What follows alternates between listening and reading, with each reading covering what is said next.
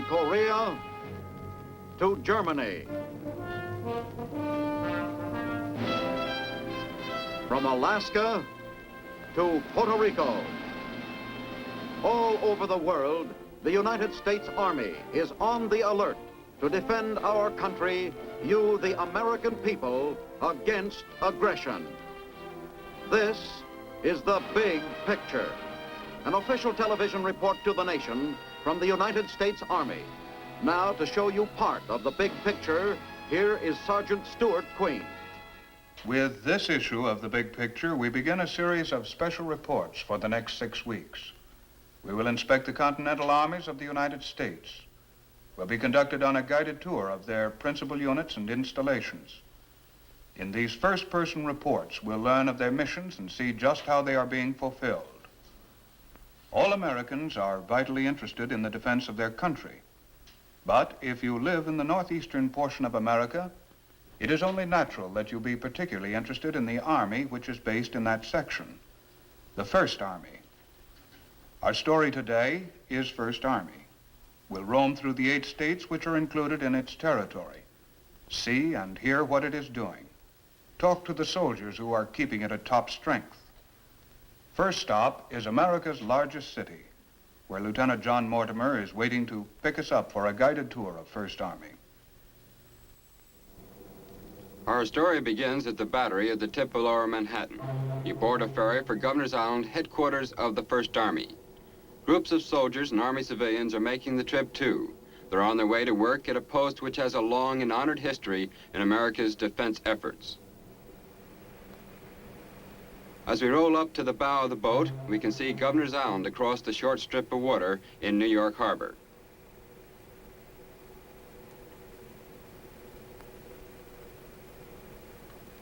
The Statue of Liberty, symbol of freedom, is in constant view during the 6-minute ride.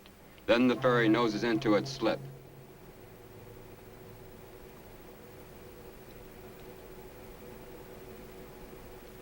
An MP welcomes you officially to Fort Jay, and you get your first look at the place, which was bought back in 1637 for 2 axe heads, a string of beads, and a handful of nails. It was a key spot in Washington's defense against the British in the Revolutionary War. Old cannon dot the landscape, and Castle William was a model bastion for the shore defenses in its day.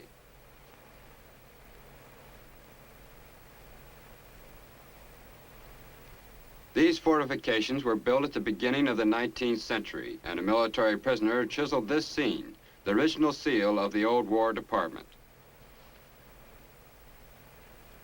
The moat, drawbridge, and sallyport are interesting historical relics from those early days of our republic, when private citizens helped the Army to build battlements such as these. The man entrusted with the responsibility for fulfilling the mission of First Army lives here. And now to the General's office. This is Lieutenant General Withers A. Burris, Commanding General, 1st United States Army. Welcome to the First Army. Sir, just what is First Army? First Army is a continental army. That is, its job is here in the United States. Its territory extends from the northern borders of Maine to the southern borders of New Jersey, and includes all of the New England states as well as New York and New Jersey. And what is the job of First Army, General? Its big job is to accept men and women into the Army and train them to be soldiers. We send them when and where they are needed, receive them when they get back, and return them to civil life when their tour is ended. That's one job. We train and support the National Guard and the Army Reserves. We care for and support virtually all the Army installations in our area, whether they belong to First Army or to some other branch of the military establishment. And last but not least, First Army is kept ready for any disaster, riot, or emergency in this area where armed force might be necessary. This, as you know, could be right in your hometown. You have learned of the mission of the First Army from its leader. Now for a look at it in action. First stop is about a mile away, back to downtown Manhattan. This doorway at 39 Whitehall is a familiar sight to many men in uniform. More soldiers enter the service here at the main induction station than at any other spot in the country. About 100 men a day go through here. Here is where the best medical service in the world begins.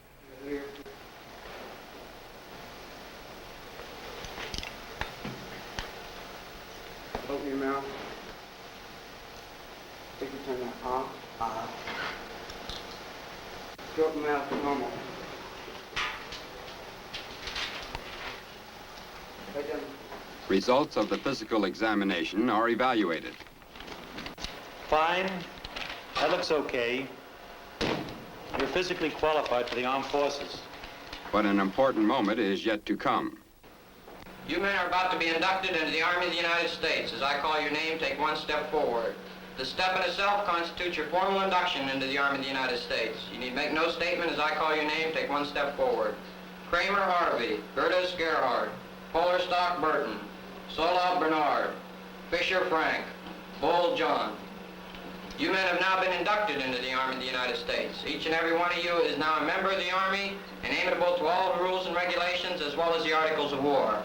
In the military as in civilian life, you have certain rules and regulations which governs your conduct as individuals. In the military, they're known as Articles of War. These articles are numerous. There are 140 of them. They'll all be explained to you in detail when you get to Fort Dix.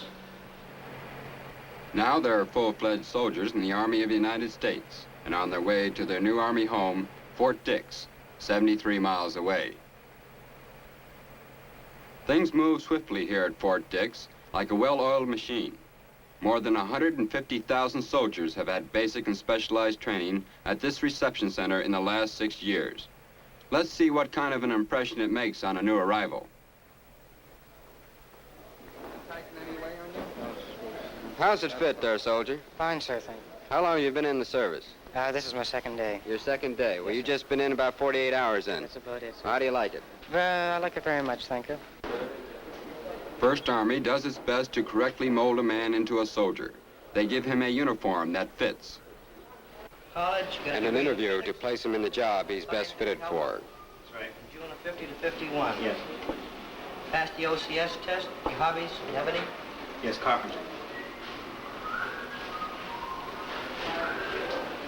You speak any foreign languages? No, sir, no.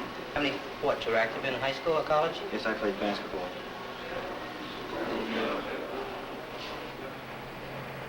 Then the toughening and training begin.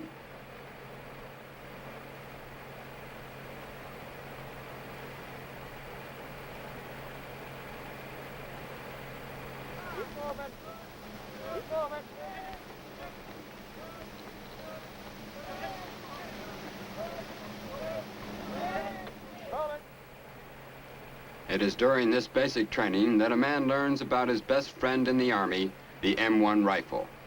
Keep that weapon up in this manner, 2 hands on it. We say low crouch. I do not want you to bend down in this manner. And something for which there is no substitute is the sound of bullets whizzing overhead and the necessity for keeping close to the ground.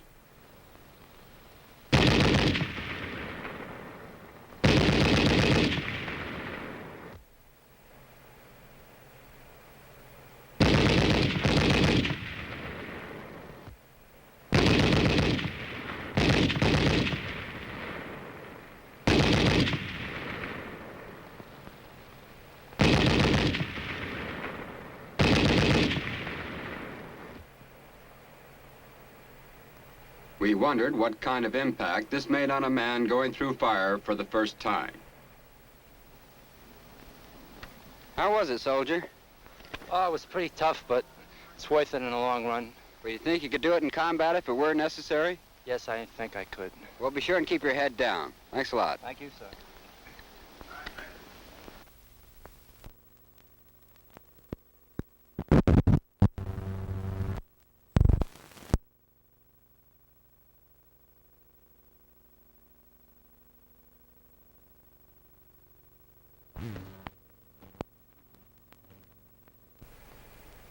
Many skills are needed to maintain a well-trained army.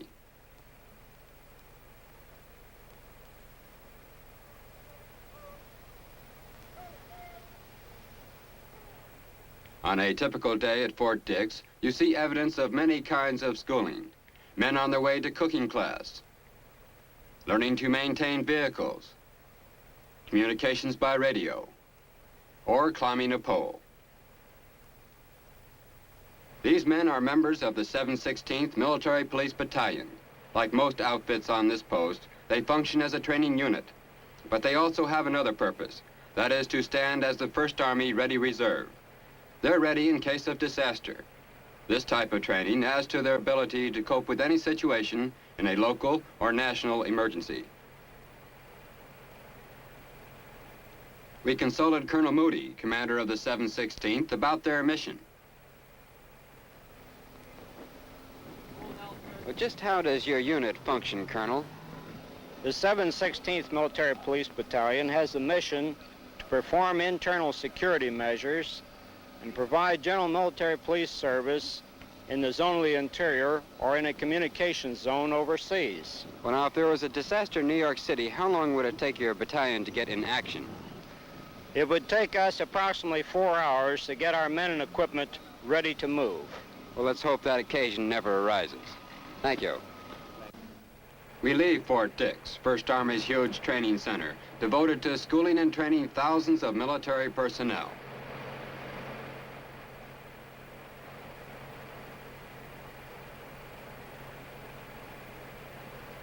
Our next stop, 43 miles to the east, to Fort Monmouth, the great signal center in the 1st Army area. Almost as important to an army as guns and the men to shoot them are rapid communications and the well-trained specialists to keep the messages moving. Fort Monmouth has grown as the Army's need for advanced methods of communications has grown. But more than miracles of communications have come from its laboratories. Firing devices and apparatus, too secret to mention, have been developed here for use by ammunition experts and bomb designers. We're traveling now toward the main post along Memorial Drive, named for commemorative plaques placed here in tribute to Signal Corps personnel who died gallantly in the defense of their country. And we turn off to see something which is not usually thought of in these days of electronic miracles. Yes, those are pigeon coops. Are pigeons still useful in the Army, Sergeant? Yes, sir. They're still being used right now in Korea. We've shipped over 200 to Korea these operations. Well, now, this must be one of your pet birds here. Oh, yes. This is G.I. Joe. This is one of the most famous birds in military history. He's credited with saving the lives of 1,000 British soldiers at Calvia Vecchia in Italy. And he was decorated by the British government. The Lord Mayor of London awarded him the Dickin Medal for gallantry. Well, how old is G.I. Joe? Sir, old Joe is 11 years old. He was hatched in 1942. I see. Well, this is very interesting. Thank you so much. All right, sir. Very glad To keep communications that can pass all levels of command messages, soldiers have to be well trained and drilled. It is here at the signal school that such training is given. Set for another walkie-talkie. The complete radio set weighs only 21 pounds, whereas the old walkie-talkie weighs nearly 38 pounds. Every post has a place of worship, but Fort Monmouth, Chaplain Morielli, is a man known throughout the Army, and we thought we'd stop for a few words with him. Captain Morielli, when a man gets in uniform, does he tend to neglect his religious obligations at all? On the contrary, we feel that a man is not neglecting his religious obligations when he gets in the Army. In fact, they may be strengthened.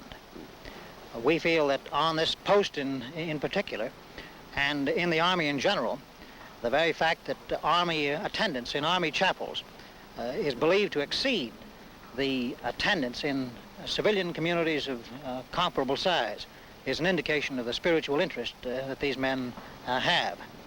For example, recently, we were able to beautify part of our chapel as a result of contributions. That is, we used contributions from our men to add various things to the chapel.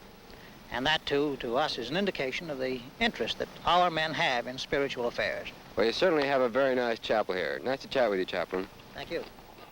But the big story at Fort Monmouth is behind closed, well-guarded doors, where Army experts build weird and wonderful devices with a clear purpose in mind, to keep our Army powerful in war and peace.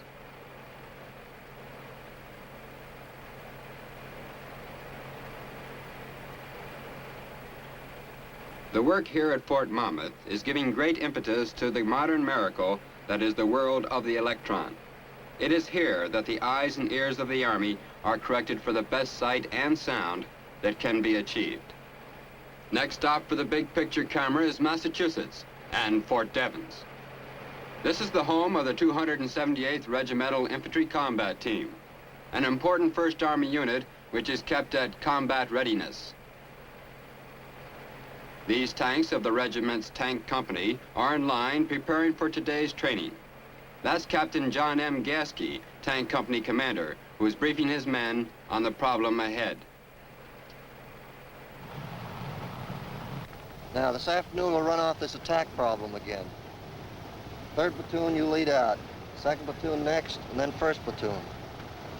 Going down the road in that order, one of the things we're going to be watchful for this afternoon... Word has come. The enemy is sighted and the powerful new M48 Patton tanks swing into action. They're on their way, not to fight exactly, but to learn how to fight.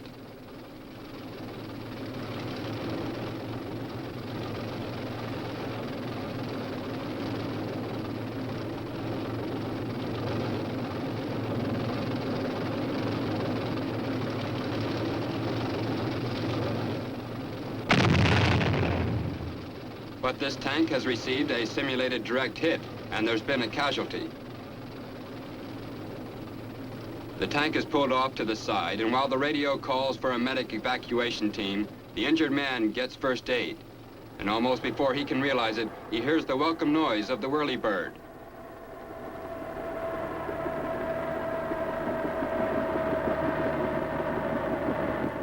This was a common sight in Korea, where 16,000 injured men were rushed by helicopter to regimental collecting companies or mobile Army surgical hospitals within minutes after being hit.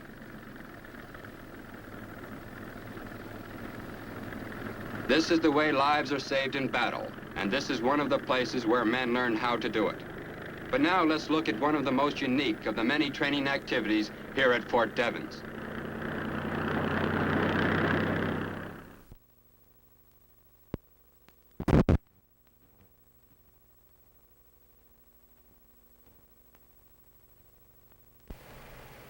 The language unit, the only school of its kind in the Army where men learn to read, write, and speak English. This is my head. This is my head. These soldiers, some from Poland, Hungary, Romania, Estonia, Latvia, Ukraine, Czechoslovakia, and Russia, are in the United States Army and are learning how to speak, read, and write English here at Fort Devens. They joined willingly, and they've made good soldiers. This is one eye. This is my other eye. This is my other eye. This is my nose. This is my nose. This is Mr. Adams, director of the school. Mr. Adams, what motivates these men to join the American Army? Well, the reasons are many, but I believe fundamentally it is to fight against communism. And what might be another reason? Well, they have the opportunity to become citizens, you see. Well, how do they do that? At the end of 5 years, they're eligible to start in citizenship procedures. Well, after 5 years in the American Army, they can get their citizenship? Yes, they can. Can we talk to one of these men? Yes. Where are you from? From Estonia. And why did you join the American Army? To get away from communist countries and to become American citizen. Well, would you ever go back to that country? No. Well, good luck to you. The history of Fort Devens goes all the way back to 1657, when a British Army major founded a small settlement here. Fort Devens itself was established in 1917 and has been an important Army post ever since. We now leave Fort Devens and proceed to the Boston Army Base, where our big picture camera takes us on a tour of a meat processing plant in operation. All food used in the Army is carefully inspected by Army personnel. The Veterinary Corps inspects all foods of animal origin, such as these beef carcasses. Most of this meat will go overseas to military personnel stationed there. This is Lieutenant Colonel George H. Zachary, who's Chief of Veterinary Activities in the Boston area. Colonel, what are you inspecting here? We're inspecting each beef carcass to determine whether it's the proper grade for Army contracts. And those are pretty rigid specifications, I gather. Yes, indeed. Each carcass must be inspected for the fat covering, for the conformation of the carcass, and for the quality of the meat. Well, what is the next step after the inspection? After this is completed, we move to the boning room. Well, can we watch that operation? Yes, indeed. During this operation, all the meat going into the boning room is weighed. We do this so that we can be sure that the Army is getting all parts of the carcass that they're entitled to. This operation is the cutting table. All these cuts are inspected to make sure that they're properly trimmed, that all the fat that is supposed to be taken off is taken off, and at the end of this operation, the cuts are ready for packing. Here we're making the hamburger component, or ground beef. All of the trimmings and so forth, which are not used for cuts, are put through two grinds. First a rough grind, and second a fine grind. And then they are packaged. That's right. They're then packaged and are ready for freezing. And then go overseas. That's correct. And soon it's on its way, all packaged, on its way to mess halls and mess kits the world over.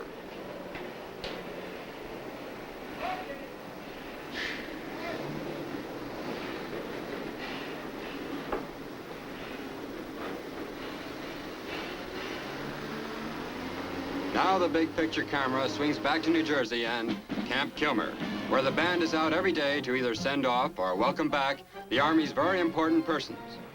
In this case, soldiers are returning from overseas.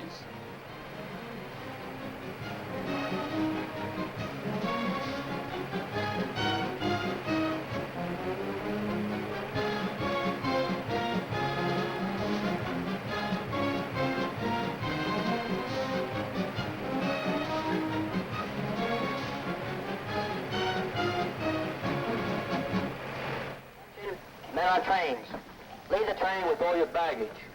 4 and 2, 3 ranks outside facing away from the train, 6 feet out in the center of the car.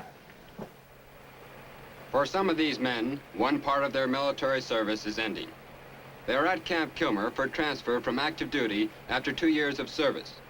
They'll soon become part of the Ready Reserve in their home states and available for further service in the event of a national emergency.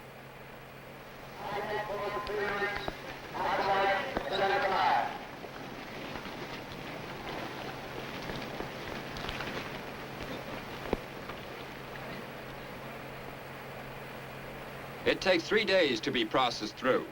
Here a man is informed of his remaining obligations to his government and of his government's obligations to him. And an important part of the transfer process is the counseling interview. Here a soldier gets information about insurance, employment, and any number of problems affecting his veteran status. From 6,000 to 9,000 men go through here each month, each of them receiving careful screening of their records, a complete physical, and final pay. That man is going to the reserve, but Camp Kilmer is also a point of departure for overseas duty. Camp Kilmer is the Army staging area on the East Coast. It not only collects and moves men out, it prepares them for the job ahead. That's the task of an old soldier like Sergeant First Class Frank Thomas. What do you tell a man who's on his way overseas? What we of the Overseas Orientation Team tell them takes approximately 3 hours. We remind them that they're on their way to Europe, where they will face new duties and further training.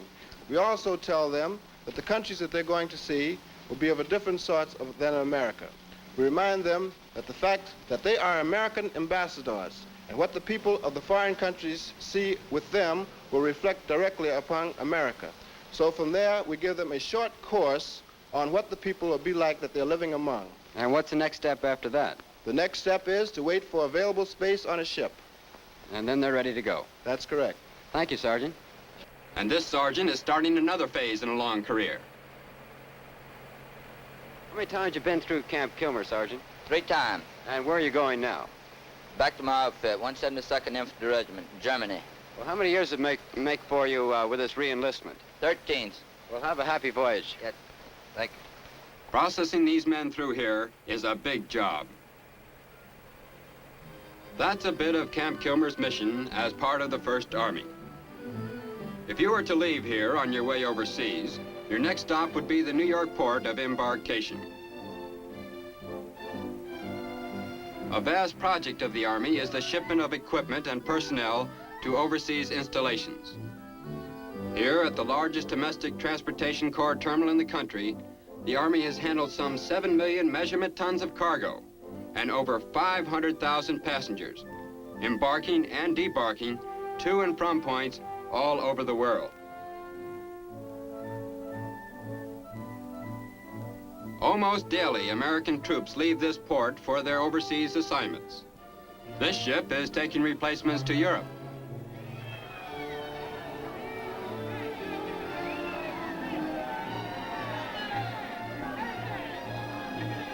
Our visit to First Army ends where it began, in New York Harbor. From a tiny island, First Army controls a huge, complex military machine spread over 8 strategically important northeastern states. Operated by thousands of full-time soldiers and civilian specialists, all dedicated to America's greatest task, the fight for freedom. And that's the wind-up on First Army. We'll soon be on our way with a big picture camera to Second Army, where we'll see you next week.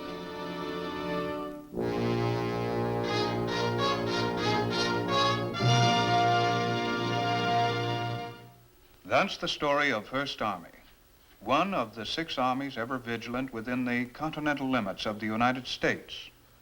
We've learned of its mission from its commander and spoken to officers and men who are helping to keep it functioning at the peak of efficiency and readiness. This has been the first of a special series of on-the-spot reports, as seen through the eye of the big picture camera. Next week, our camera lens will be pointing in the direction of another segment of our vast continental force, the Second Army. Once again, our guide will be Lieutenant John Mortimer. Now, this is Sergeant Stuart Queen inviting you to tune in next week for another look at your Army in action on The Big Picture. The Big Picture is a weekly television report to the nation on the activities of the Army at home and overseas. Produced by the Signal Corps Pictorial Center. Presented by the U.S. Army in cooperation with this station. You can be an important part of the big picture. You can proudly serve with the best equipped, the best trained, the best fighting team in the world today, the United States Army.